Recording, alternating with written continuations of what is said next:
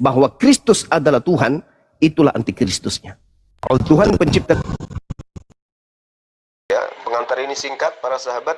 Mantep TV sudah standby. Di like, di subscribe, di share sebanyak mungkin untuk supaya mencegah sahabat-sahabat kita di luar sana Tidak terpengaruh terhadap pemurtadan.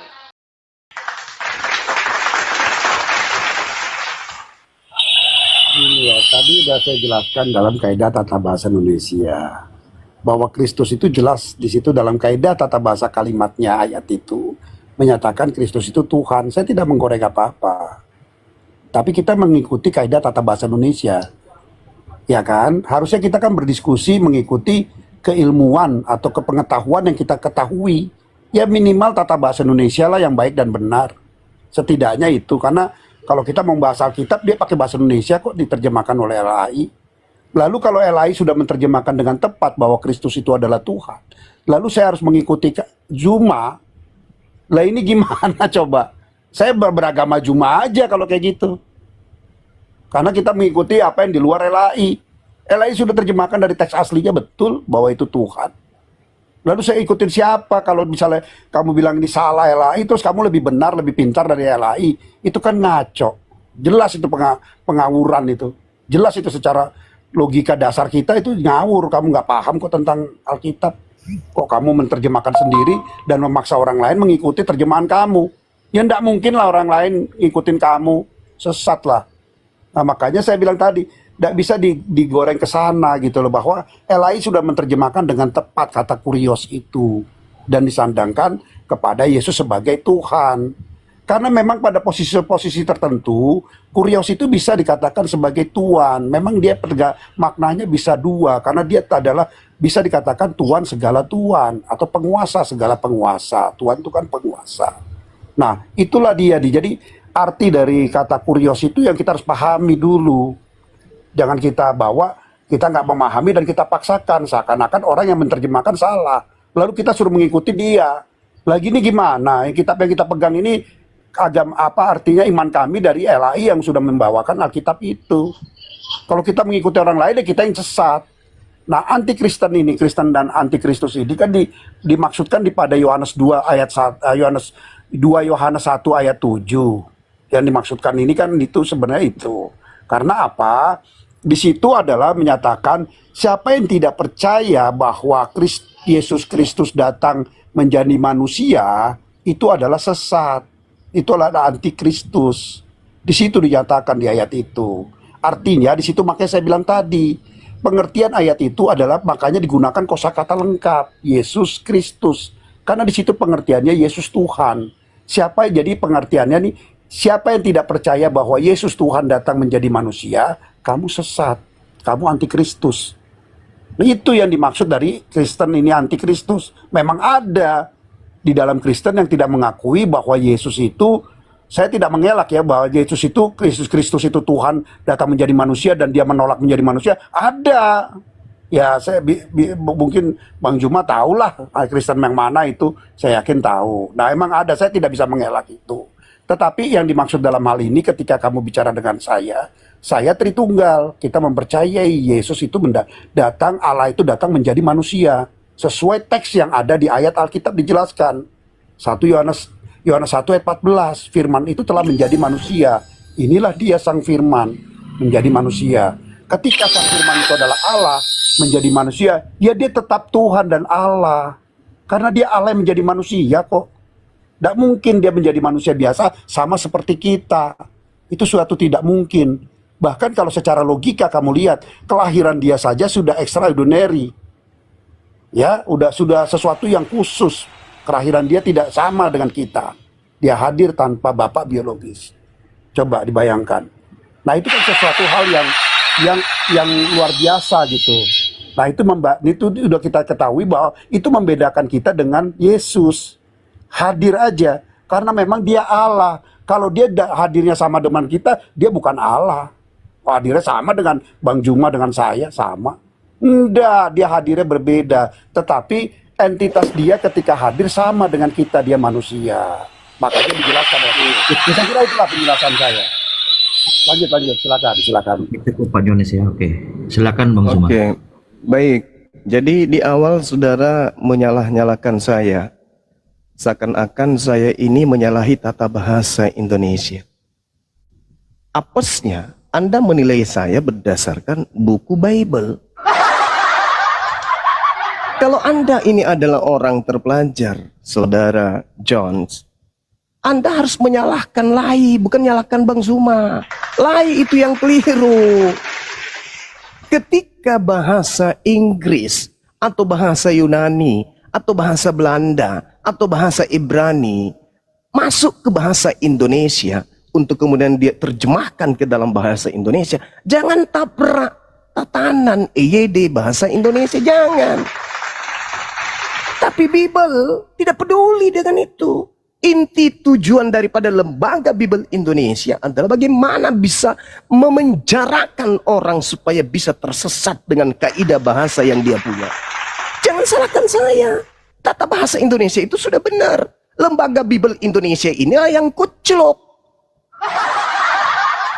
Makanya boleh lembaga Lai itu lembaga apa itu ya lucunya, lupa ayat Injil, cocok kayaknya.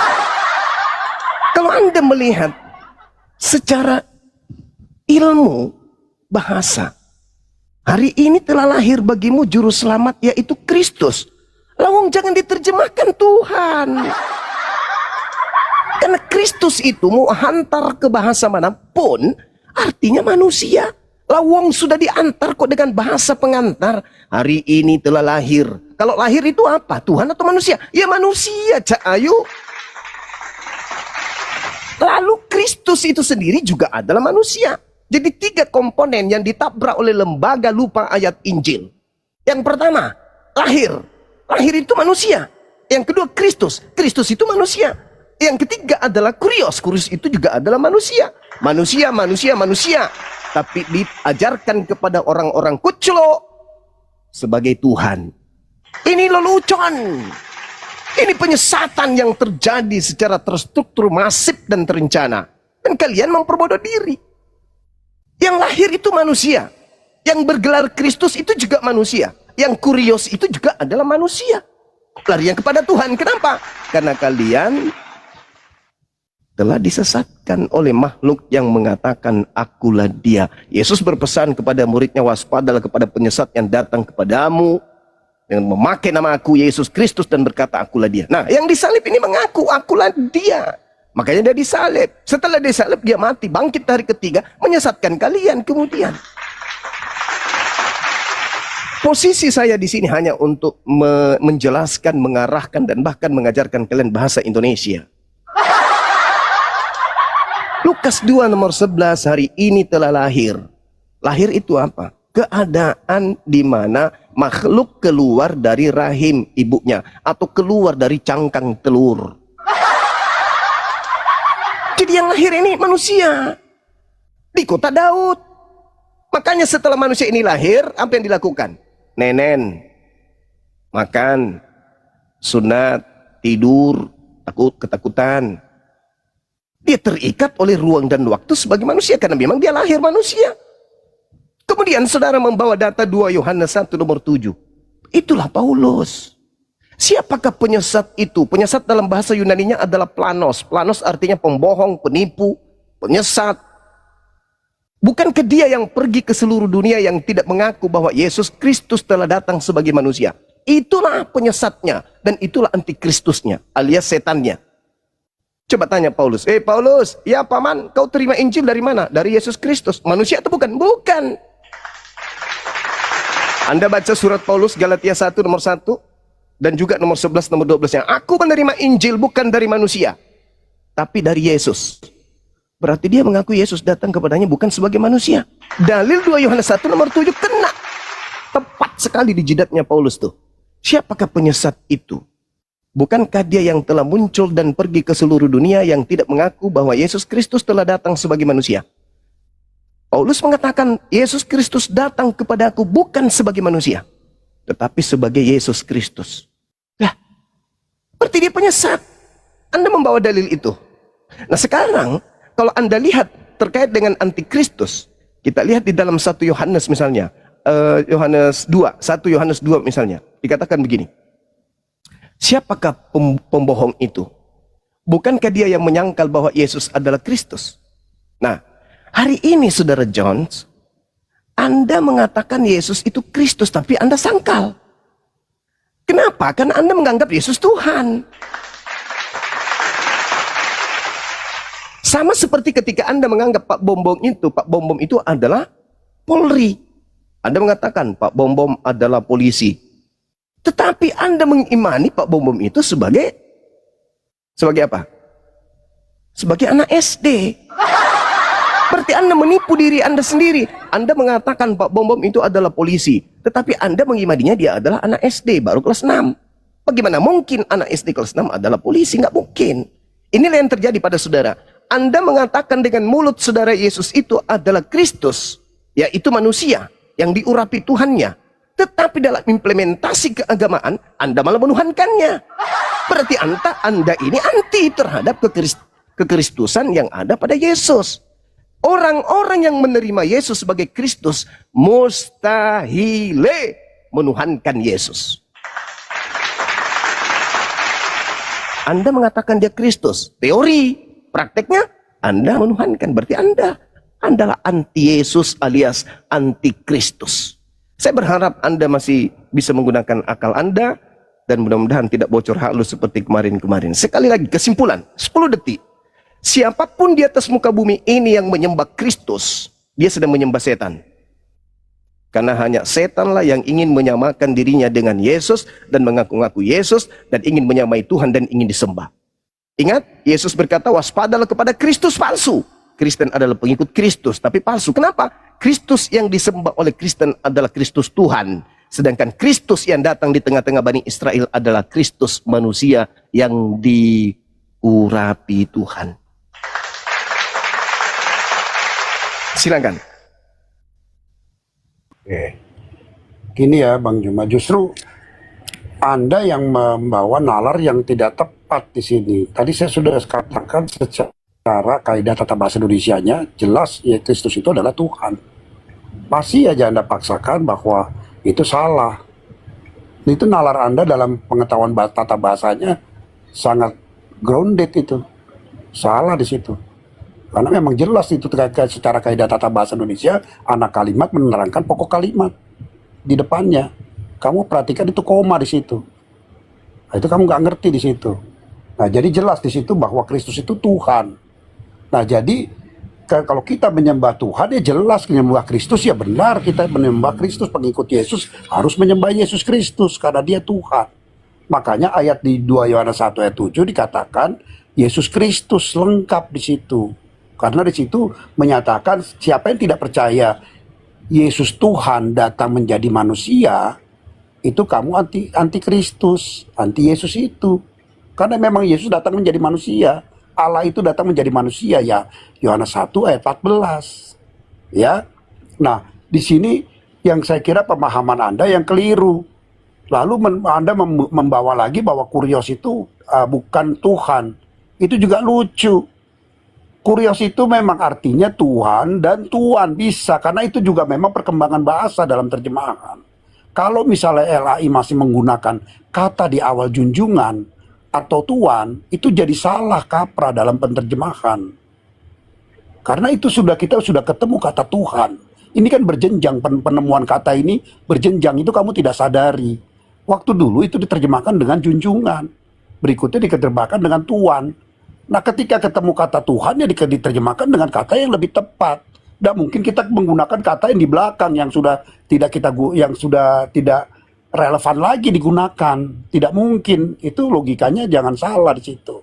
Ya, jadi pasti dia akan menggunakan sesuatu ya pemahaman yang terbaru, up to date. Pemahaman terbarunya apa? Tuhan. Ya memang Tuhan harus dipakainya. Sehingga memang itu match antara apa yang dimaksud dengan tulisan asli dengan terjemahan kamu.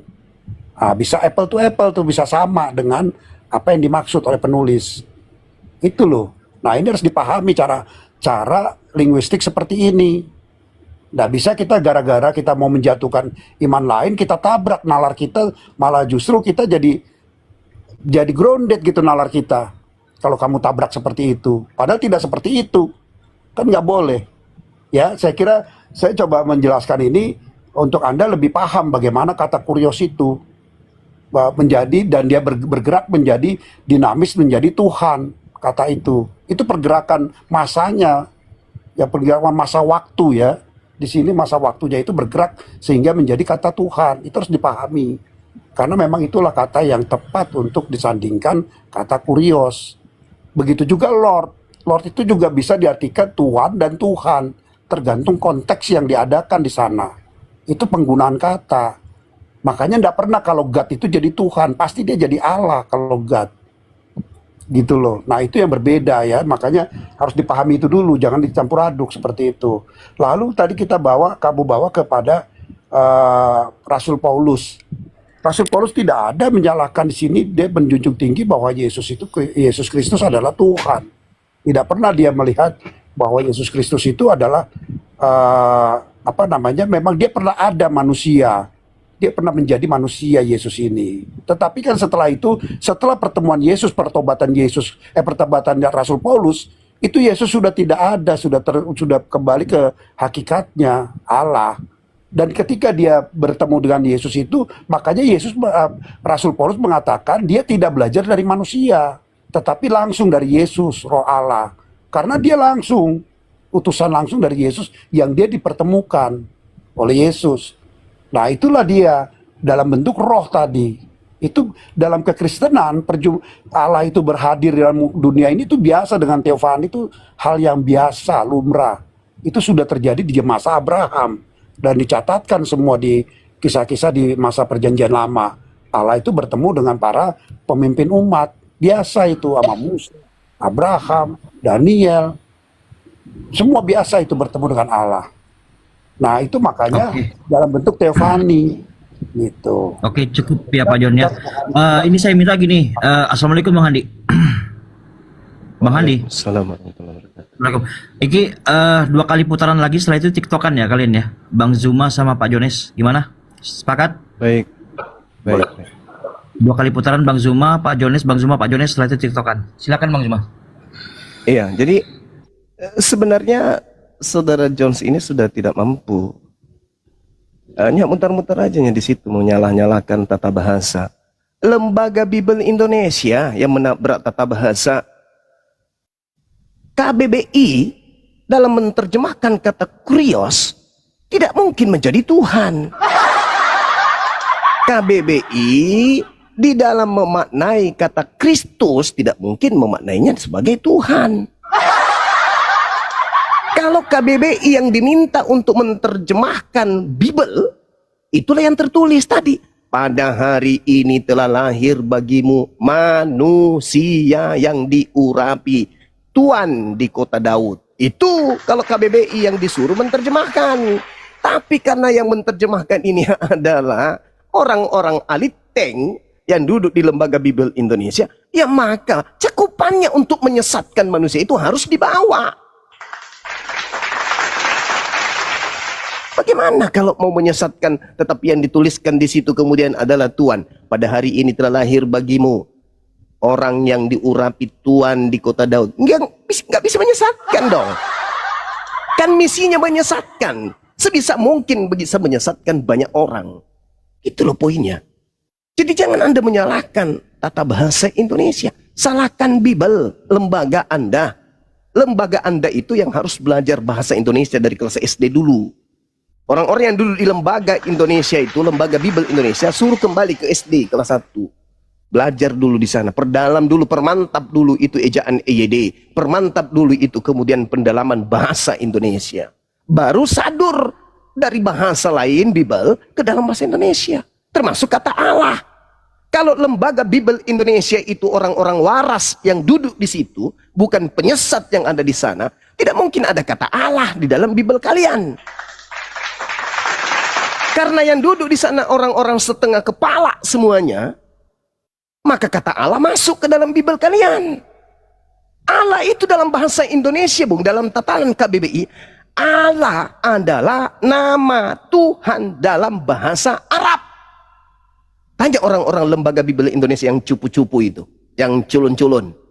Tanya, hei, kau menerjemahkan Bible kita ini dari bahasa Inggris ke bahasa Indonesia atau ke bahasa Arab? Kalau ke dalam bahasa Indonesia, uang Theos itu kau terjemahkan dalam bahasa Indonesia yang benar. Theos itu apa artinya? Theos itu artinya dewa. Kalau kau mau terjemahkan ke dalam bahasa Arab, boleh kau gunakan kata Allah atau Allah, tapi semuanya harus bahasa Arab. Jadi orang-orang yang ada di Lembaga Bible Indonesia itu memang harus disuntik pantatnya pakai suntikan sapi. Supaya otaknya itu bisa berfungsi dengan baik, tidak menyesatkan manusia. Ya.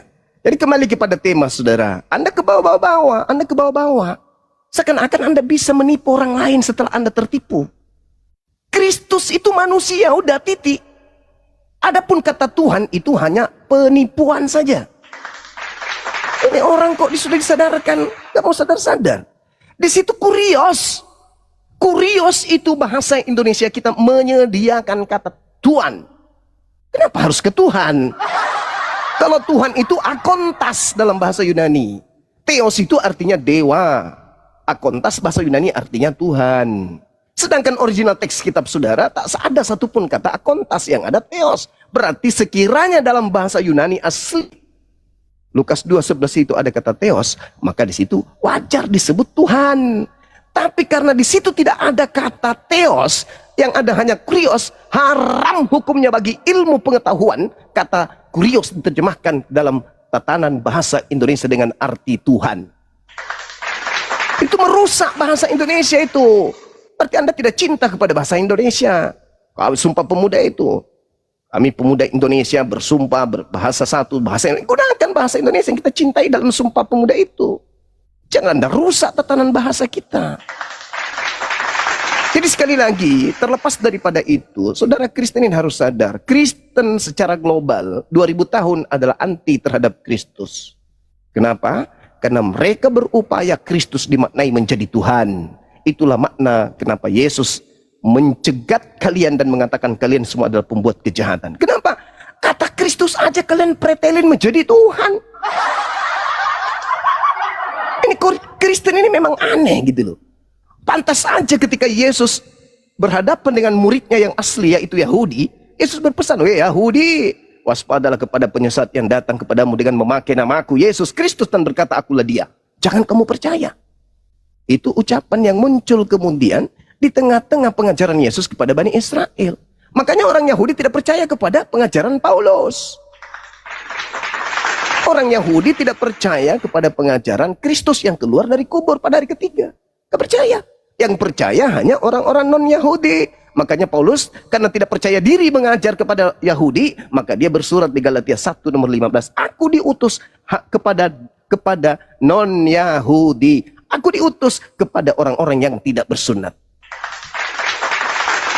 Karena dia mau mengajarkan menyembah kepada makhluk yang keluar dari kubur, nggak pakai, ditolak sama Yahudi. Dia orang waras, nggak mungkin menyembah makhluk yang keluar dari kubur. Ini hanya bisa dijual kepada Roma.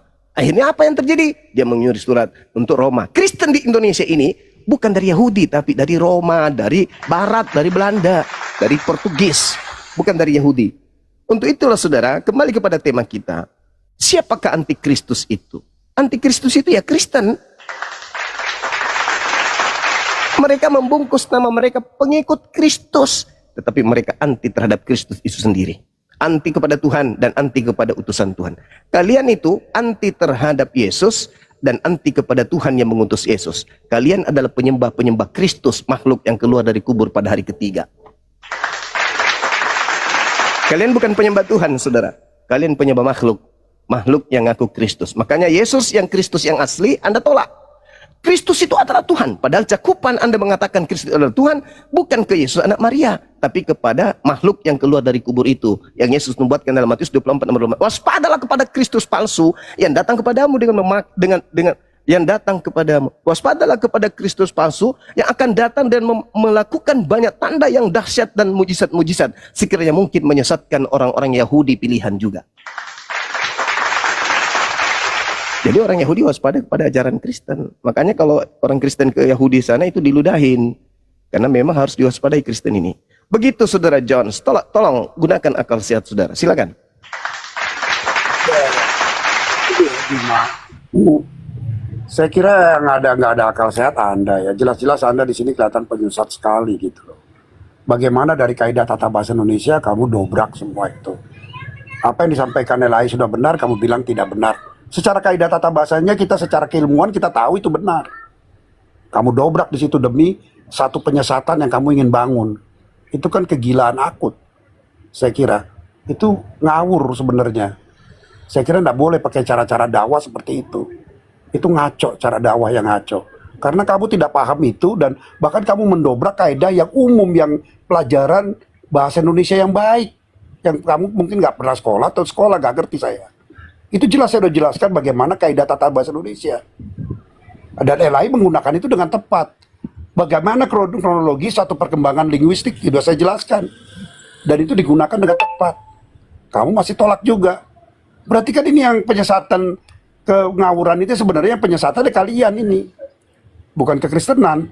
Kekristenan dengan Alkitabnya sudah tepat dan sudah benar. Tidak ada yang salah di situ.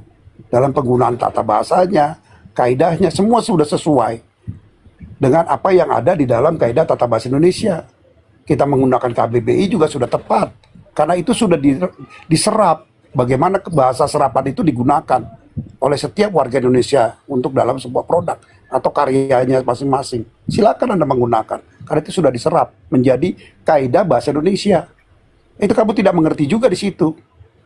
Nah ini kan satu penolakan atau satu keterbelakangan dalam keilmuan dipertontonkan dan tidak malu dengan itu. Ini kan lucu sebenarnya saya lihat. Yang nggak logika itu kalian gitu loh. Bahwa Anda mempertontonkan sesuatu yang tidak masuk logika dalam kaidah tata bahasa Indonesia, dalam kaidah struktur cerita di Alkitab, cerita peristiwa yang terjadi, penyalipan dan segala sesuatu. Anda menolak semua itu dan membuat satu karangan baru yang sesuai mungkin dengan doktrin Anda. Bahwa doktrin Anda tidak lengkap dan tidak bertanggung jawab dengan semua cerita yang ada, itu urusan Anda. Tetapi tidak bisa dibawakan ke iman lain dengan struktur penceritaan dalam kitabnya yang sangat runut. Bagaimana dia dilahirkan, bagaimana dia harus hadir. Allah itu hadir menjadi manusia diceritakan dasarnya. Bagaimana dia lahir diceritakan. Bagaimana dia berjalan pelayanan diceritakan. Bagaimana dia harus selesai dalam pelayanannya diceritakan. Tapi kan di tempat kalian tidak ada. Nah itu jangan disamakan dengan kitab kami yang terstruktur dengan rapi. Sampai bahwa dia itu keluar dari mati dan bangkit itu orang yang sama. Ketika kamu tidak memahami struktur cerita ini, ya jangan disalahkan Alkitabnya. Kamu yang tidak memahami struktur cerita ini dari apa yang sudah disampaikan dalam Alkitab itu, baik beberapa ayat-ayat di dalam Alkitab itu, Injil itu ya, Matius, Lukas, Yohanes dan seterusnya Markus sudah menceritakan bagaimana dari kelahiran itu mereka semua saling melengkapi penceritaan peristiwa itu. Lalu kamu anggap ini satu yang berbeda, kamu yang tidak nyambung, ya jangan disalahkan logika dari Alkitab, logika kamu yang tidak masuk ke situ. Oke, Coba cukup Pak Jones. benar. Cukup Pak Jones ya. Ya. Sekali lagi, setelah itu tiktokan Bang Zuma, Pak Jones, setelah itu langsung tiktokan aja ya. Ya sebentar, saya belum selesaikan Pak. Sebentar, saya kira saya harus jelaskan lagi bahwa di dalam kekristenan ini, jadi Kristen ini bukan antikristus. Tadi saya katakan, memang ada antikristus yang tidak mengakui Kristus itu datang, Tuhan itu datang menjadi manusia. Itu sudah saya sampaikan. Bahkan saya kasih tahu bahwa Anda juga tahu siapa yang Kristen seperti itu. Tetapi kamu berhadapan dengan saya Kristen Tritunggal yang sangat memahami bahwa Allah itu datang menjadi manusia. Tetapi orang di Alkitab sudah diajarkan dan sudah dipaparkan begitu rupa bahwa Allah itu menjadi manusia. Nah ini saya kira kita harus paham itu. Ya, di dalam Allah Tritunggal tidak masalah Allah menjadi manusia dan jelas itu. Nah di situ jadi saya kira bukan kita yang akal logikanya tidak ada, justru Anda akal logikanya tidak ada. Teman-teman melihat struktur dalam bercerita Alkitab bahwa itu Kristus yang sama dari yang dilahirkan sampai yang mati dan bangkit. Tidak ada jeda di situ yang bisa menisbikan kita mengartikan hal yang berbeda. Tidak ada celah. Kalau kamu bisa mengartikan itu berbeda, berarti kamu tidak bisa nangkap cerita itu secara keseluruhan. Ya itu problem kamu, problem Alkitab. Sebentar Dedi, kita masa gua Juma kamu bicara gak dipotong-potong. Sebentar dulu lah, sampai sabar dulu kamu. Kan kita bicara diskusi baik kan. Makanya saya cuma bilang bahwa konstruksi Alkitab itu jelas, clear. Bahwa Allah itulah, Yesus itulah yang mati dan bangkit. Yang dilahirkan oleh anak Maria. Karena konstruksinya jelas, semua cerita itu runut. Nah lalu kalau Yesus katakan itu adalah dia, Yohanes 8 ayat 24 juga mengatakan, bila kamu tidak percaya akulah dia, akulah Allah itu sendiri, kamu mati dalam dosamu. Itu pernyataan Yesus. Bahwa Yesus itu adalah Allah itu sendiri. Kamu mati dalam dosamu. Saya kira saya sampaikan itu aja. Ya, saya sudah peringatkan. Silakan. Oke, siap. Oke, jadi iya, kelihatan ya teman-teman antikristus ini ya lagi berkarya mendongeng di tengah-tengah kita. Jadi Saudara Jones, ketika Anda mengatakan saya salah memahami bahasa Indonesia, sekali lagi saya katakan, bahasa Indonesia itu tidak bisa dirubah-rubah. Ketika diterjemahkan ke dalam bahasa Inggris atau bahasa Belanda atau bahasa apapun, diterjemahkan ke dalam bahasa Indonesia, maka kaidah bahasa Indonesia secara otomatis akan mengisi kata per kata sesuai dengan makna dari sumber yang ada. Maksudnya sumber bahasa yang mau dialihbahasakan ke Indonesia. Tidak berlaku bagi Lembaga Bible Indonesia. Karena Lembaga Bible Indonesia itu berdasarkan kemudian kepada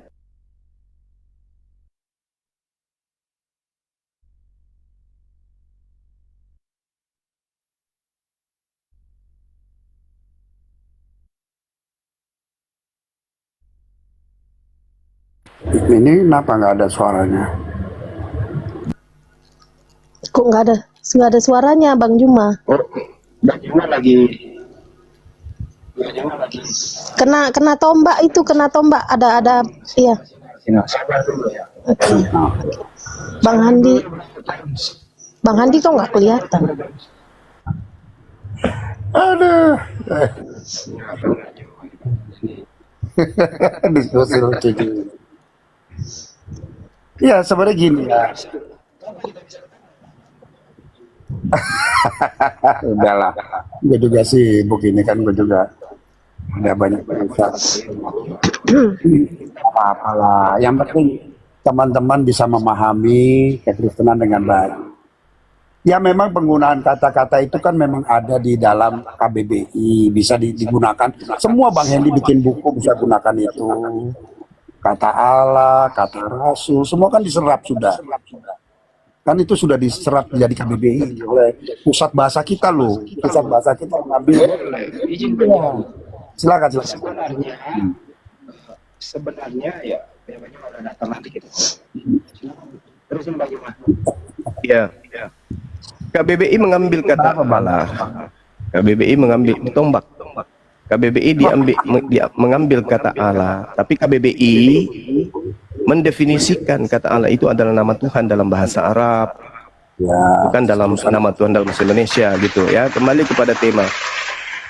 Jadi Kristus ini jelas adalah mereka yang melantik Kristus menjadi Tuhan.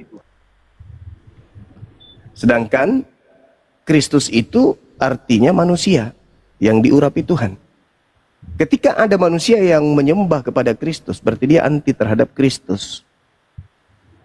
Nah, ada kemudian contoh yang sederhana. Misalnya ada orang mengatakan kepada orang lain bahwa apa yang ditunjukkan itu adalah seekor sapi. Tetapi di luar pemahaman daripada dia mengatakan itu adalah seekor sapi, dia menganggap sapi itu adalah manusia.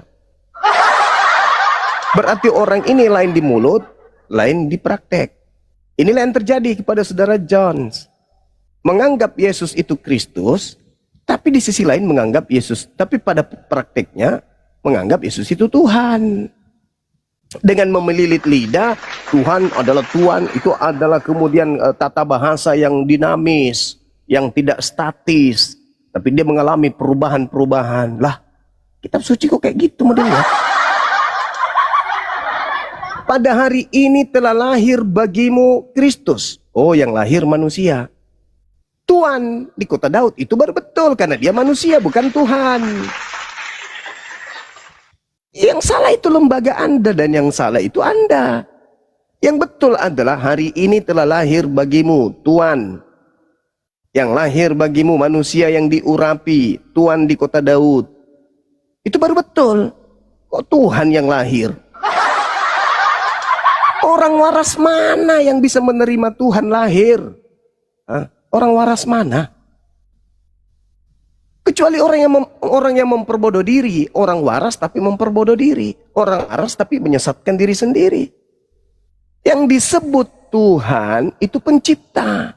Tuhan bisa ciptaan. Tapi yang lahir sudah pasti bukan Tuhan. Yang lahir sudah pasti Tuhan. Memang Tuhan pencipta langit dan bumi itu bisa digelari Tuhan. Karena dia adalah pemilik. Dia adalah junjungan. Tapi manusia tidak boleh digelari Tuhan. Dia hanya cocok Tuhan saja. Tuhan, pencipta langit dan bumi bisa bergelar Tuhan, bisa bergelar Tuhan. Manusia, Yesus, boleh bergelar Tuhan. Tuhan, tapi tidak boleh bergelar Tuhan. Kecuali antikristus. Boleh menuhankan manusia Yesus kalau Anda antikristus. Nah, kalau Anda antikristus, disitulah Anda kemudian menjadikan Yesus itu menjadi Tuhan. Kenapa?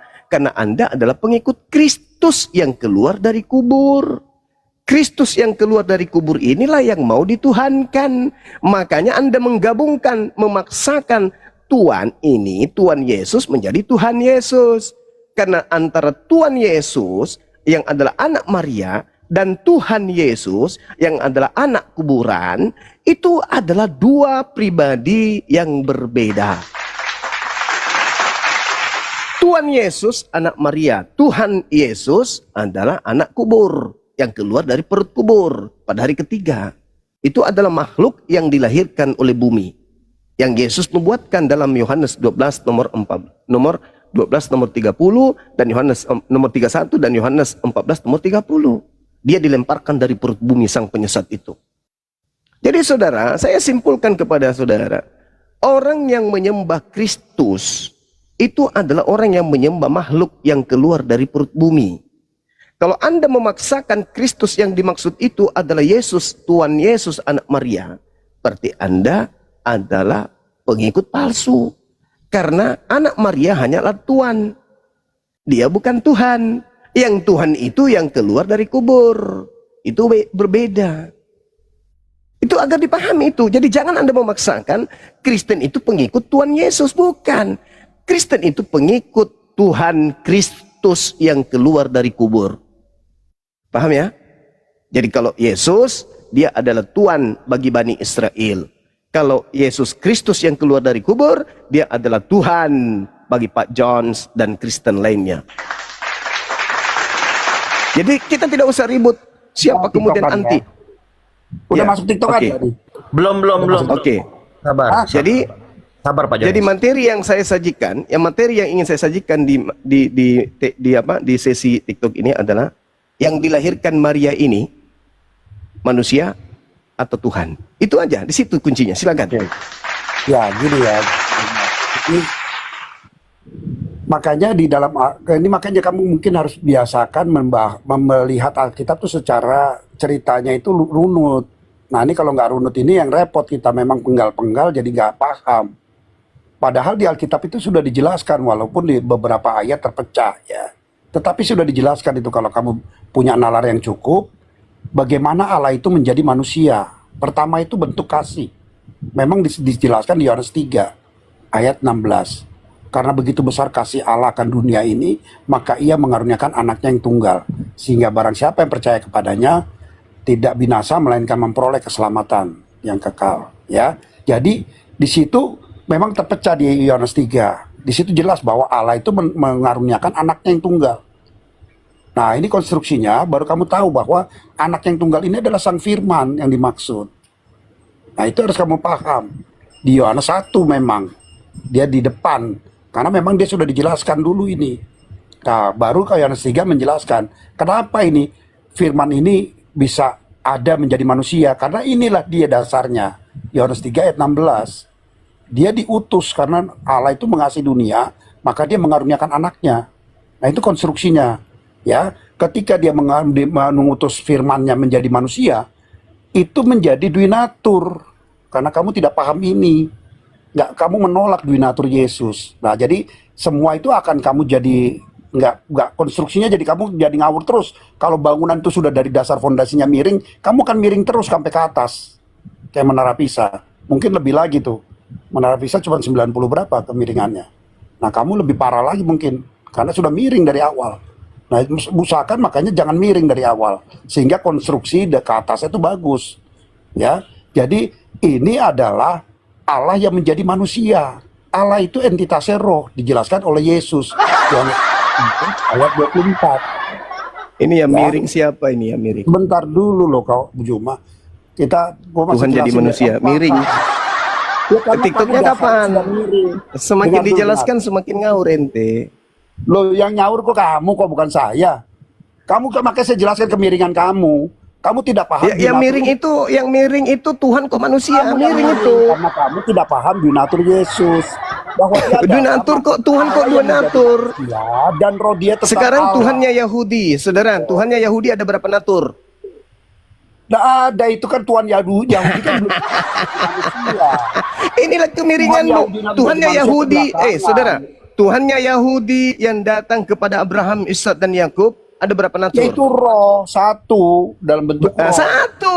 Yesus. Terus siapa yang Dalam mengajarkan bentuk iman. Anda Tuhannya Yahudi menjadi dua natur?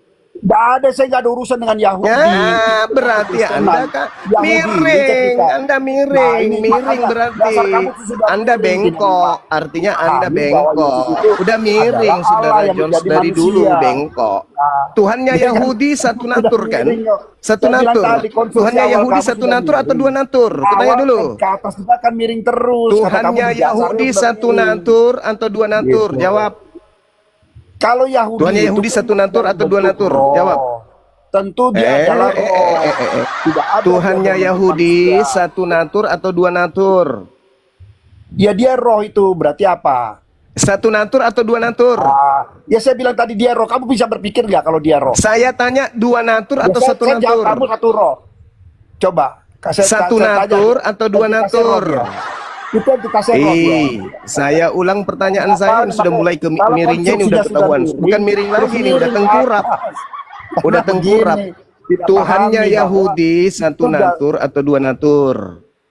Iya itu kan dia Ayo. roh masih Yesus itu masih Saya berupa tidak roh. tanya itu siapa. Ya. Saya bertanya Tuhannya Yahudi berapa Dalam natur? Matius Kalau Tuhanmu kan 8 ada ayat tiga natur. 58, Satu dia roh, katakan dua manusia, bahwa satu burung dia merpati. ada Pertanyaan sebelum saya, Abraham jadi, Tuhannya dia sudah Yahudi ada. berapa Makanya natur? itulah dalam bentuk roh. Parah ini parah. Itu. Parah. Tapi ketika Ini bukan dalam miring perjanjian lagi baru, nih. Juma, Ini sudah dia tengkurap. sudah menjadi manusia yang satu natur itu. Saya sudah ulang menjadi pertanyaan saya, natur, saudara-saudara, Juma. dengarkan. Kamu jangan Disimak miring, dulu. Ini yang gitu. miring siapa? Kalau Tuhannya kamu Yahudi miring di berapa situ, natur? Kamu akan miring terus. Gitu. Tuhannya loh. Yahudi berapa natur? Tadinya satu natur dia bentuk roh. Yang roh itu Satu menjadi natur. manusia, Sampai kapan Juma. Tuhannya Yahudi satu natur? Nah, Sampai kapan? jadi Sampai manusia kapan itu Tuhannya jadi Yahudi satu natur? Juma. Itu kita nggak ada urusan Sampai dengan kapan? Yahudi. Sampai kapan Tuhannya Yahudi satu natur? Sampai kapan? Itu tidak bisa jawab. Kamu tanya dengan orang Yahudi. Sampai kapan Tuhannya Loh, Yahudi nggak bisa satu jawab natur? ke saya, Sampai saya orang kapan? Kristen bukan orang Yahudi. Saya Iya orang makanya Indonesia, saya tanya samamu, Tuhannya orang teman-teman Yahudi saya berapa Kristen. natur dan sampai Nah, ini kapan bukan dia urusan harus orang- satu natur? orang Yahudi. Jawab. Nah itu kemiringan kamu lagi. Miring Kamu dia, miring. kemiringan. Kenapa saya Berarti bilang Tuhan kamu yang kau miring? bawa itu konsep dari Roma, Tuhan Romawi, Karena begitu? ini kan saya bukan Yahudi, saya Indonesia. Oh, Bisa berarti mengimani Tuhanmu dengan Tuhannya Yahudi beda. Kristus Tuhanmu dengan Yesus. Tuhannya Yahudi beda. Ya, tidak Berarti tentu Tuhanmu sama, dengan Tuhannya tetapi kan Yahudi Yesus- beda. Yahudi tidak mempercayai Yesus kan bukan urusan Berarti saya. Tuhanmu dengan Tuhannya Yahudi beda. Gitu? Sama. Beda. Sama. Nah, sekarang kalau sama, Tuhannya Yahudi berapa natur? Ya tapi kan Tuhan yang satu natur itu telah menjadi manusia menjadi dua natur. Lah, Nah, itu berarti dua kemiringan natur. kamu. Ini Tuhannya Yahudi kau Kamu. miringkan menjadi Yahudi itu urusan Yahudi, saya manusia. tidak Siapa saya siapa tidak yang urusan mengatakan apa-apa, kemudian? itu Siapa yang Kristen. ngajarkan kamu? Siapa yang Di dalam ngajarkan Alkitab kamu Tuhannya ada, Yahudi berubah Juma. menjadi manusia? Hei, Kamu nggak Hey. baca Alkitab Hey. dekat. Kamu Hey. comot-comot yang kamu mengajarkan mau. saudara bahwa Tuhannya Yahudi menjadi natur manusia siapa? Saya nggak bilang Yahudi, saya nggak ada urusan, saya nggak berani jawab tentang Yahudi. Ya udah, kalau begitu bukan Anda saya, ke saya orang gereja Indonesia, seperti teman biasa, saya Kristen. celop, Nah, itu celop, kemiringan celop, kamu. celop, celop. Dengan Anda kamu nggak layak memaksa saya diskusi untuk dengan Yahudi. saya. Saya Saya bukan udah Yahudi. sabar dari tadi. Dari Saya dulu juga memang sabar Anda itu dengan tidak kamu. pernah mau waras. Anda itu memang dari dulu gila aja terus kerjanya. Anda ke gereja seperti biasa, celop. Jangan lupa cium dan jilat tangan sendiri. Ya. Ketahuan ya teman-teman. Ternyata Tuhannya Yahudi satu natur. Begitu sampai ke mimbar gereja menjadi 2 natur. Bahkan sampai 3 natur juga. Ada burung merpati. Ya, jadi mereka membuat pondasi sendiri. Pondasi agama Yahudi dan pondasi agama Kristen itu berbeda. Agama Yahudi sampai kapanpun la ilaha illallah. Itu agama Yahudi itu. Tidak ada Tuhan selain daripada Allah. Eloa Abraham, Eloa Ishak, Eloa Yakub. Yesaya 43 nomor 10. Engkaulah saksi-saksiku. Tidak ada Tuhan yang dibentuk menjadi manusia sebelum aku, dan tidak ada Tuhan yang dibentuk setelah aku. Itu Yesaya 43 nomor 10.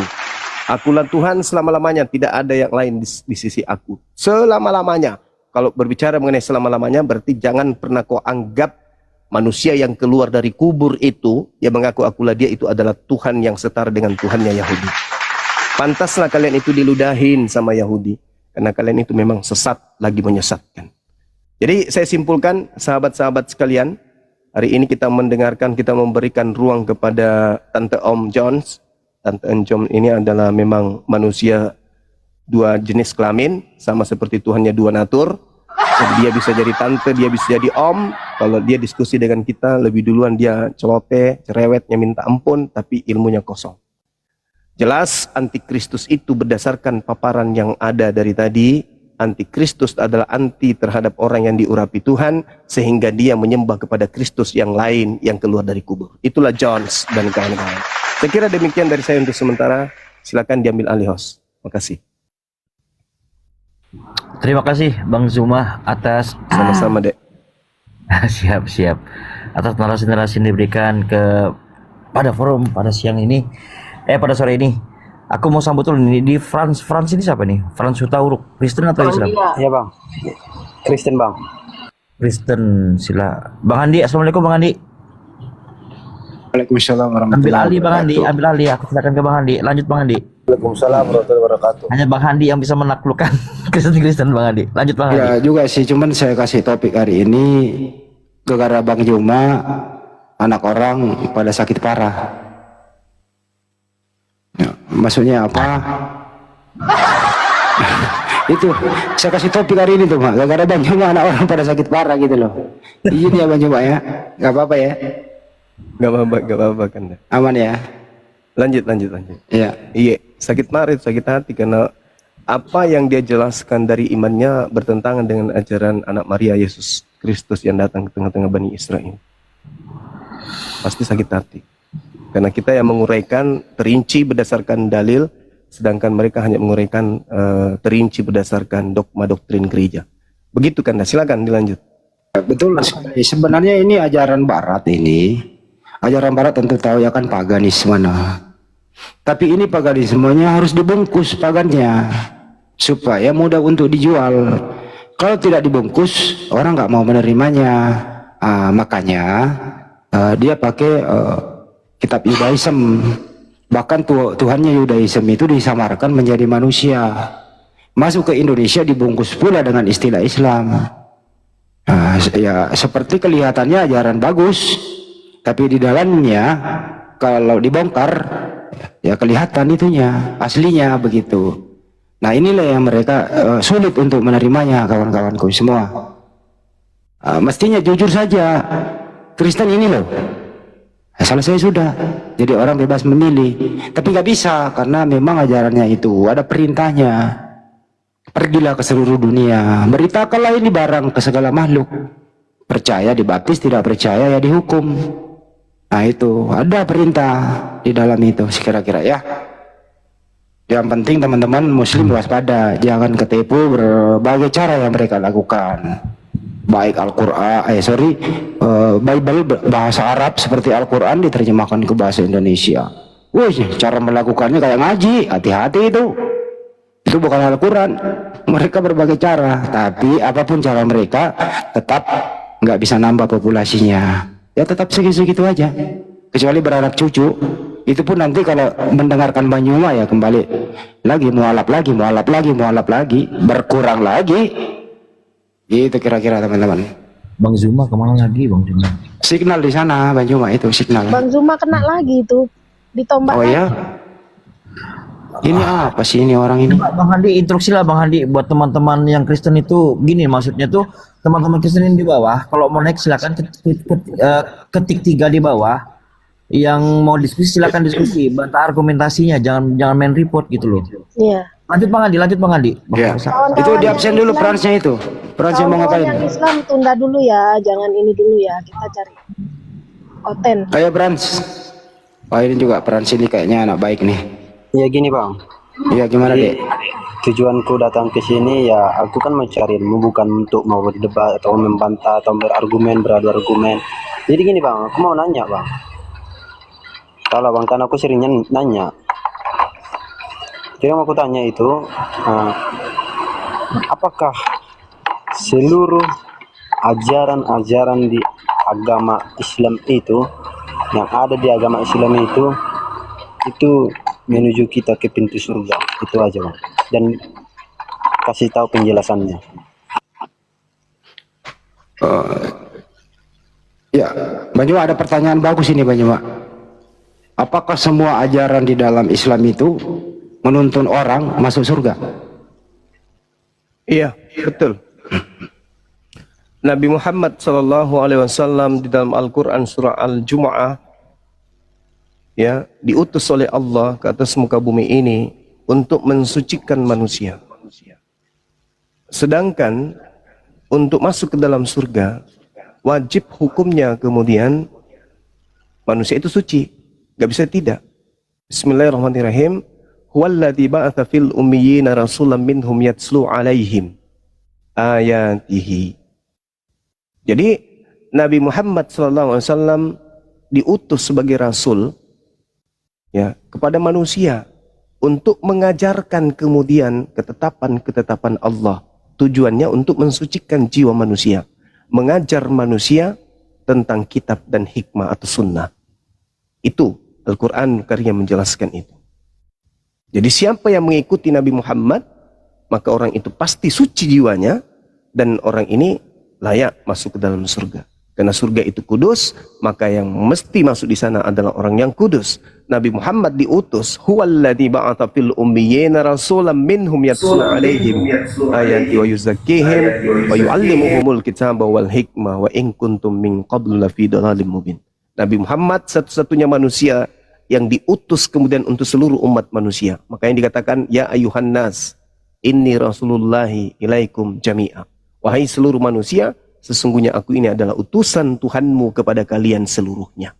Kalau Yesus, ya Bani Israel, aku adalah utusan Tuhan untuk kalian. Musa, wahai Bani Israel, aku utusan Tuhan untuk kalian. Tapi kalau Nabi Muhammad, inni rasulullahi ilaikum jami'a.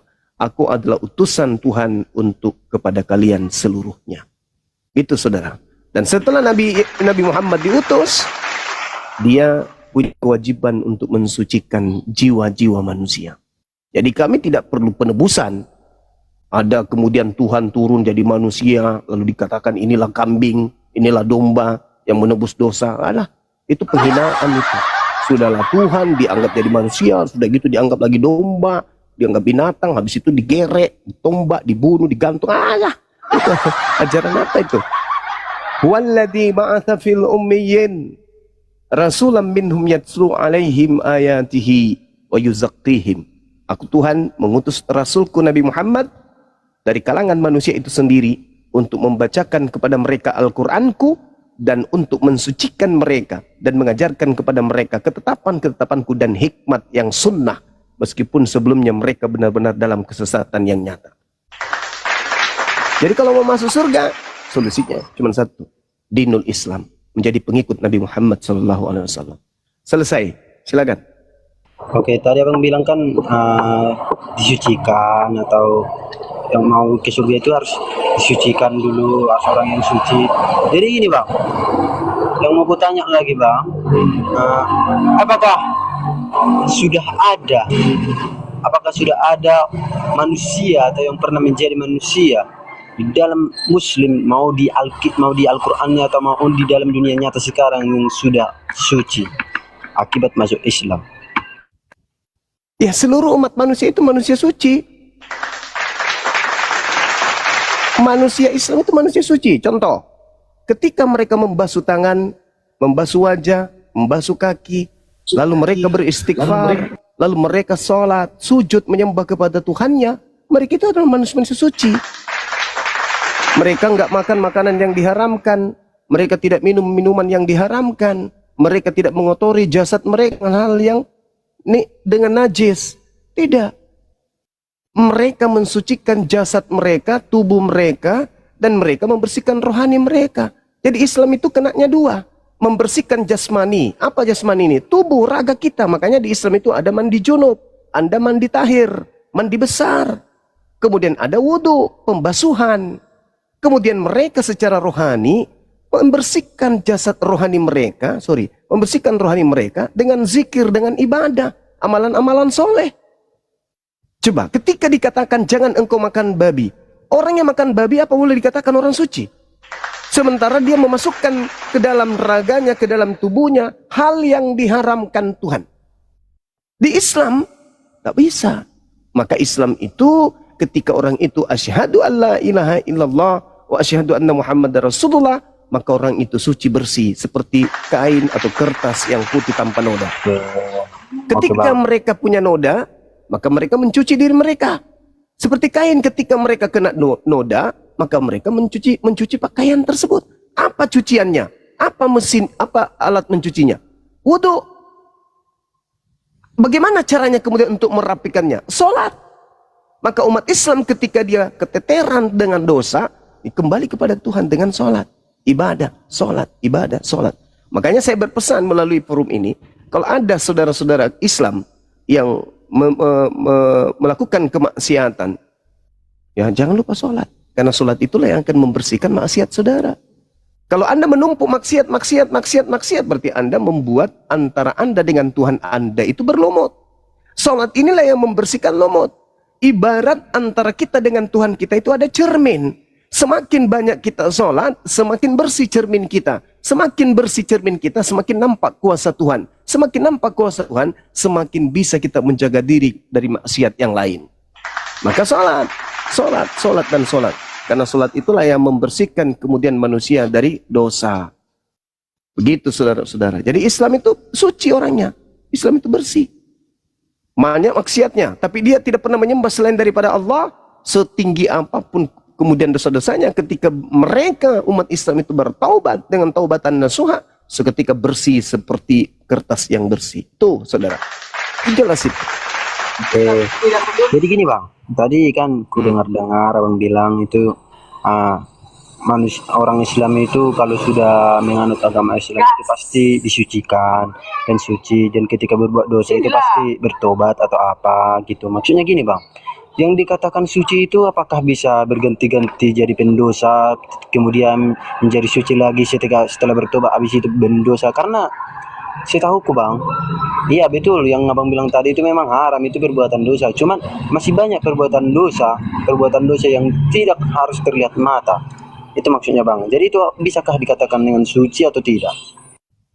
Nah, makanya di dalam Al-Quran itu dikatakan apa? Kalau dalam surah Yasin atau dalam surah Al-Muluk, itu Al-Quran menjelaskan, menarasikan. Apa kata Quran? Dikatakan begini, Bismillahirrahmanirrahim.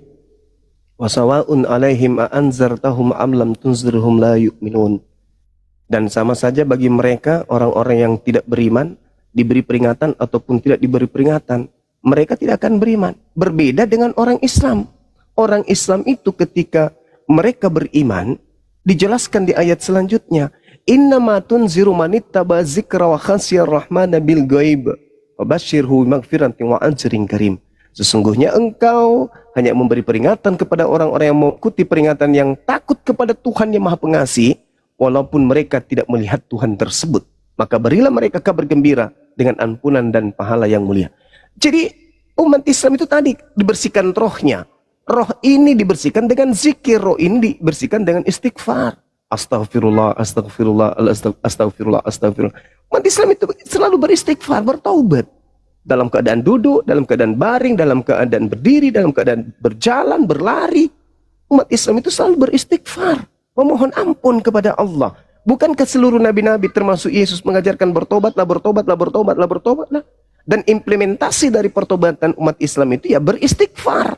Mulutnya, hatinya mengatakan ampuni aku ya Allah. Mulutnya mengatakan ampunilah aku ya Allah. Perbuatannya mengatakan aku membuktikan diriku untuk diampuni. Yaitu aku bertaubat dari hal-hal yang membuat aku jatuh dalam dosa.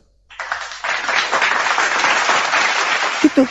Jadi di Islam itu ketika melakukan dosa kembali astagfirullahaladzim. Bertobat.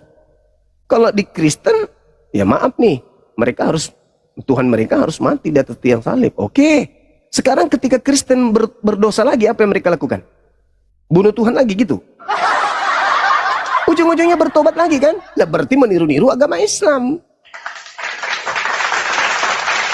Kenapa harus bertobat lagi? Bukankah Yesus itu sudah mengampuni dosa kalian? Jadi logikanya, kalau Yesus sudah menebus dosa kalian, maka kalian bebas melakukan dosa. Itulah yang dikatakan oleh Paulus di dalam Galatia 2 nomor 16.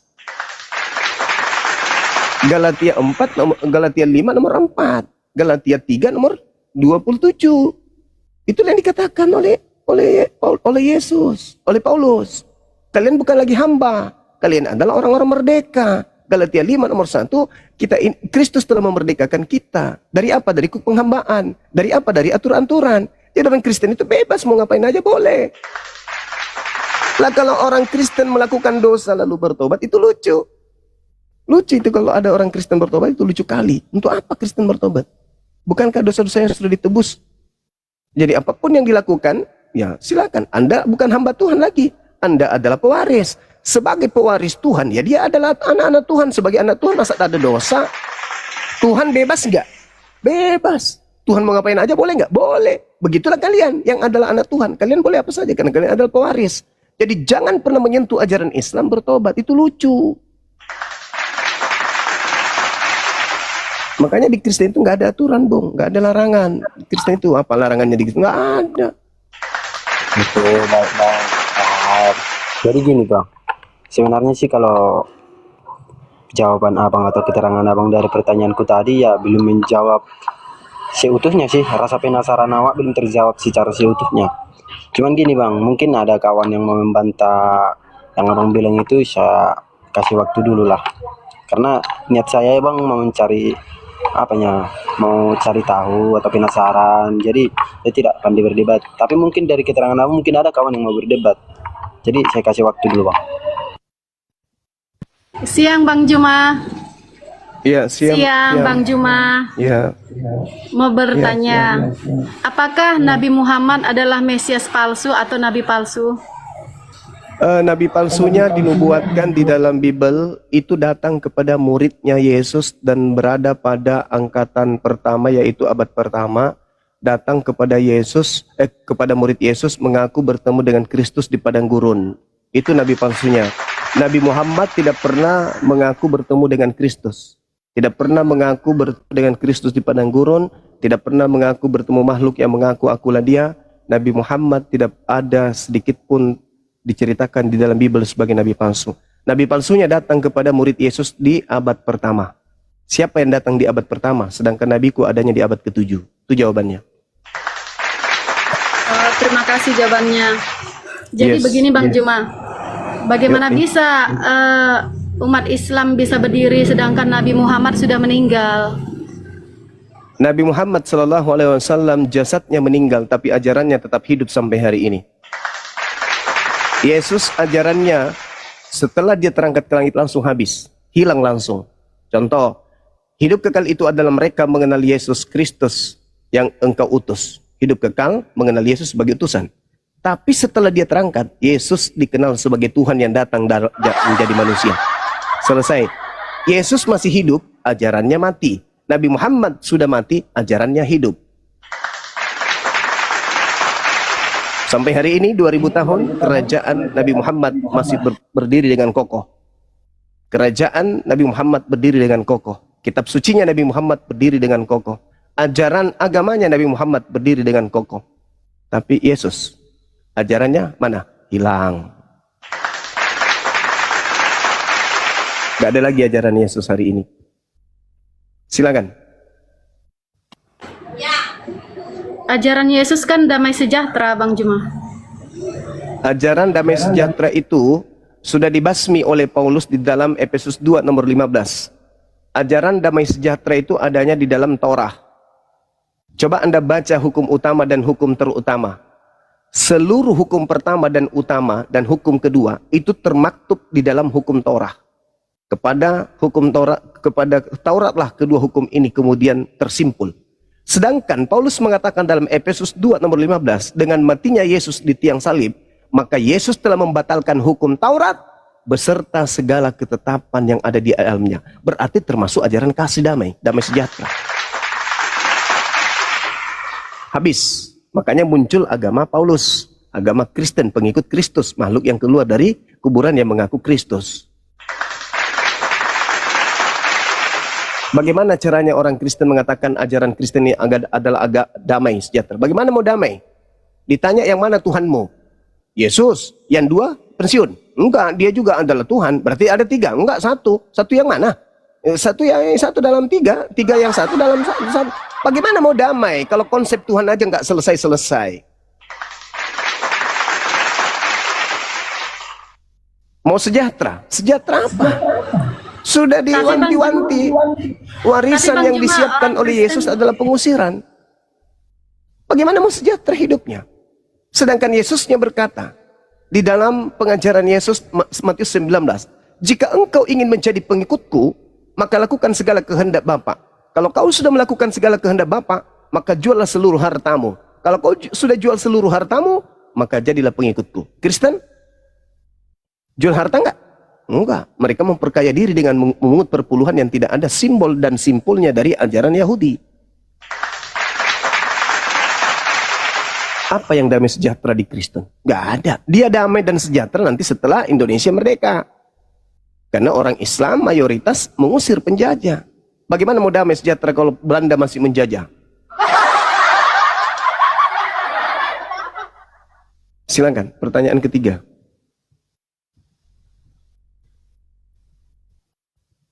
Orang Kristen itu pemimpinnya Bang Juma tidak ada yang 2 kali kawin, 3 kali kawin. Jadi damai sejahtera semuanya. Oke. Agama yang melarang 1 kali kawin bagi laki-laki itu adalah agama yang melegalkan persinahan. Contoh, saya punya istri, oke? Suatu hari saya ketemu dengan Agnes Monica. Agnes jatuh cinta sama aku juga jatuh cinta sama dia. Karena kami dilarang kawin 2 istri, apa yang kami lakukan setelah kami berdua-duaan? Apa yang kami lakukan setelah kami berdua-duaan? Ayo, iya. Apa yang kami lakukan? Tapi di Islam, ketika saya bertemu dengan Agnes, dia juga suka sama aku, saya juga suka sama dia. Aku balik ke rumah, mama sayang, ya papa, boleh nggak papa nikah lagi? Boleh. Yang penting siapa calonnya? Agnes mau nikah. Oh, boleh mah, boleh pak. Kawin halal nggak? Halal. Tapi di Kristen boleh nggak begitu? Nggak boleh. Jadi apa yang dilakukan oleh orang Kristen? Berzina. Bahkan kepada sesama jenis pun boleh dalam agama Kristen. Sekali lagi saya katakan, agama yang melarang laki-laki, menghambat laki-laki, di mana Yesus dalam kitabnya sendiri, Lukas 18, membolehkan menikah lebih dari 1000 manusia, maka itu adalah agama yang melegalkan persinahan dan per-LGBT-an. Hayo. Kalau Margareta ketemu dengan Bang Suma di gelap malam, Anda tidak pernah kemudian melihat orang seganteng Bang Suma di dalam kamar berdua, apa yang kita lakukan kira-kira? Do, re, mi, fa, sol, la, si, do, si, la, sol. Ada datanya Bang Juma. Mi, re, do. Kalau di Islam, la taqrabuz zina. Gak boleh berzina, mendekati aja gak boleh. Maka supaya kita bisa memuaskan birahi sampai pagi, karena suami saya dalam perjalanan, ya harus nikah. Suami Margareta nggak ada di rumah. Nggak ada di rumah, ya harus nikah. Begitu. Islamlah agama yang rasional. Kristen agama irasional.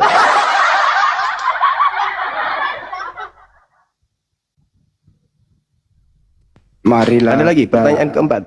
marilah kita menikmati asmara birahi sampai pagi karena suami Margareta tidak ada di rumah. Itu. Ada pertanyaan keempat, hati-hati ketampol, hati-hati milih pertanyaan. Bang Zuma ini ibarat komputer yang begitu ditanya langsung nampar. Langsung menjawab, sorry. Ada Bang, udah cukup. Ya udah, Silakan Bang udah. Frans, Hutapea. Makasih. Bang Handi diambil alih dulu, Bang Handi, saya mandi dulu sebentar, mau persiapan ke Pekanbaru. Ya, ketemu nanti teman-teman ya. Salam ya, banyak. Tapi tolong saudari Margareta ini kan orang baik. Jangan disuruh ngamsal dia di sini dulu ya. Mudah-mudahan dia bisa bertobat. Silakan teman-teman.